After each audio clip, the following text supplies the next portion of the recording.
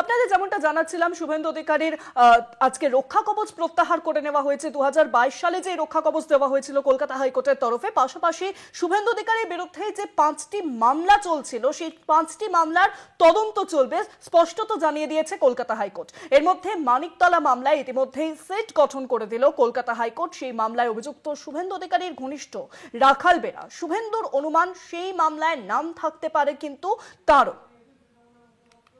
আর এই নিয়ে কি বলেছেন তৃণমূলের মুখপাত্র কুণাল ঘোষ, শোনাব আপনাদেরকে। হাইকোর্টে বিচারপতি জয় সেনগুপ্তর বেঞ্চে আজ বড় সড় ধাক্কা খেলেন শুভেন্দু অধিকারী, বিরোধী দলনেতা।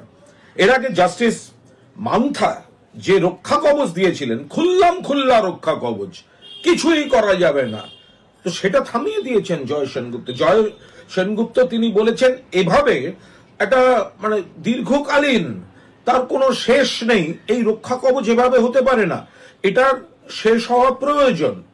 তো ফলে জয় সেনগুপ্ত যে রায় দিয়েছেন তাতে শুভেন্দু অধিকারীর রক্ষা কবচ খারিজ হয়েছে, রক্ষা কবচ সরে গেছে। এটা কিন্তু তৃণমূল কংগ্রেস বা রাজ্য সরকার যা বক্তব্য রেখেছে তাতেই মান্যতা, আইনি মান্যতা হলো যে এভাবে একটা দীর্ঘকালীন, কবে শেষ হবে তার নেই ঠিক, একটা চিরকালীন রক্ষা কবচ দেওয়া যায় না।